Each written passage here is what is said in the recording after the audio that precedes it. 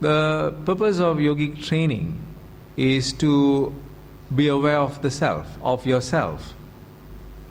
If we allow our mind to be distracted and start finding the self of others, we would not be in the journey of self-realization. And there is another purpose of yogic practices, is to find the self.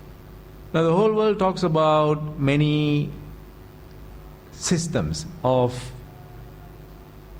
observation, of judgment, of value creation. We always have a perception of everything based on our own individual conditioning. And all conditionings has to be dissolved. When we view something or someone, we are viewing from our own perspective, our own perspectives, conditionings, culture, belief system. And that may not be the truth, because we are imposing our thought patterns and perceptions onto something, layering it, and then coming out with our own conclusions about what is the truth. And why are we focused on the other and not on the self? Remember, the practice of yoga, the entire philosophy of Sanatana Dharma, the whole movement of evolution is towards the self, and nothing but the self. And this is truth. Everything else is an illusion. All other definitions, all other roles, rules, makeup, publicity, everything else that one imposes on oneself or says about oneself, or someone else says about that personality, is all an illusion. Yoga involves stripping away all these layers and layers which has been accumulated over a lifetime, and going back to the purest state, just like a baby. Do you call the baby a spiritual person, a guru? Do you call the baby some names which define some form of layered, conditioned, judged view? We don't. It's a baby is a baby. And all of us know a baby is pure. It may cry, it may urinate, it may not eat, it may vomit. It does all this which is part of nature. But we never judge the baby in any way that is not part of its nature. But when we see an adult, then we start layering the person. And this is the issue that we need to clarify, especially in regards to our own self-realization, or in regards to the realization of others.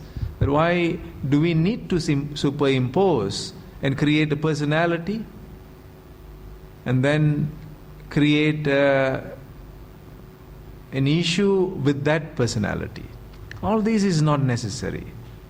Because again, let us all just focus on our own self and develop our own self. And we will realize that everything that we have had in our hearts, in our minds, about something is that which eventually comes out. Even before it began, we already have a certain image, and then we allow that to mature, and even in the slightest provocation, we allow the entire suppressed and repressed image which we have had to come out and then the whole system that we have built inside to find the self is not achieved at that moment. But not to give up. The process is again repeated in a new way, not repeated in the old way. Because if we want different results, then we need to approach it in a different way. The objective is one, self-realization. The approach then is different. Through that experience which one has had, we learn to move towards realization through another method, a fresh method. Then we realize what is the truth. Now, most of the time, we say that this has been done to me, that I have been hurt, that I have been cheated, that I have been misled, that I have been damaged, and all that we keep on saying. But in a proper analysis, using the faculty of viveka, viveka means discrimination between what is real and unreal. Introspection, diving deep inside, reducing and clearing off the layers and layers of conditioning, then we realize that nothing has been done to us except that which we have done unto ourselves. That no one would be able to touch us at any level if we are focused only in preserving the purity of our own selves. But if we do not, then we think that that is impure and that is untrue, that it is all coming from our own conditionings, isn't it? Nothing has been done to us at all. But because of our assumptions, we allow that to influence us. Isn't that the wrong approach to pursuing the truth?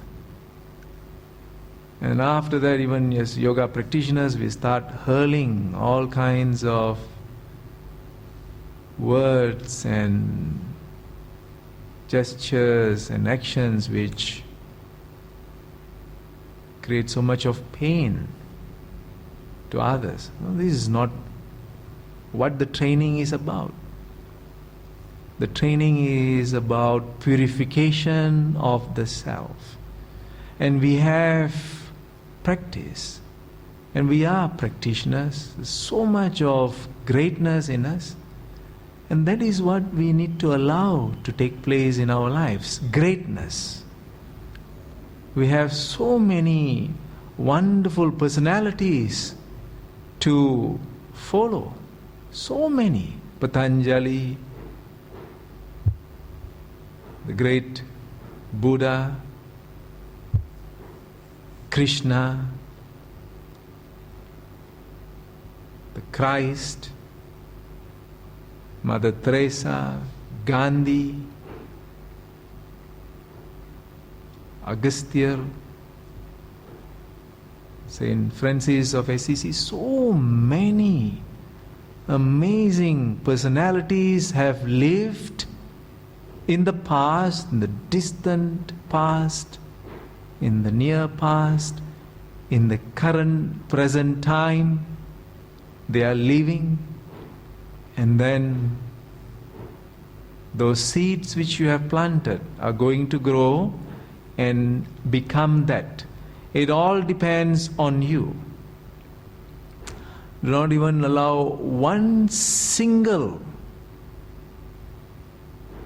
thought or feeling or energy or action or reaction, or gesture or expression which will allow anything else except this purity to be expressed from our own self. And this is what we need to realize. This is the vision that we need to keep in our hearts in our minds, in our thoughts, in our words, in our actions. It is me doing that which allows me to experience purification and truth. It is not what I do to feel that is being done to me by others. No, that is not at all. And this is what these illusions have been created. There is nobody higher than us. There is nobody lower than us. There is no guru who is higher than you. There is no disciple that is lower than you. Everyone is the same. Everyone has already attained. It's just to remember and recognize that we have achieved that which we seek. Every single one of us. If we can accept and acknowledge that, then everything is pure. So with this in mind, let us dive deeper inside and not allow ourselves at this depth of awakening to think in a superficial manner. That need not be at all part of our lives or mental makeup. Let us dive deep inside with intense sadhana and purification and find that very solid state of steadiness deep inside, and that steadiness which you have will heal everything, will correct everything. If there is something to be corrected outside, it needs to be corrected within us. And then when that correction takes place, the child is corrected, the spouse is corrected, the parent is corrected, society is corrected, the leaders are corrected, the whole world is corrected. It all begins from your center, from your being, from the self, abiding in the self, remembering the self. One starts the journey of self-realization. With this, wishing all our family members, loved ones, all those who have guided us in our lives, wishing all our wonderful friends and fellow practitioners here and the whole world, from the bottom of our heart, let's wish all good health, long life, prosperity, happiness, wisdom, love, and moksha, or self-realization. With this, we conclude our class and training for tonight.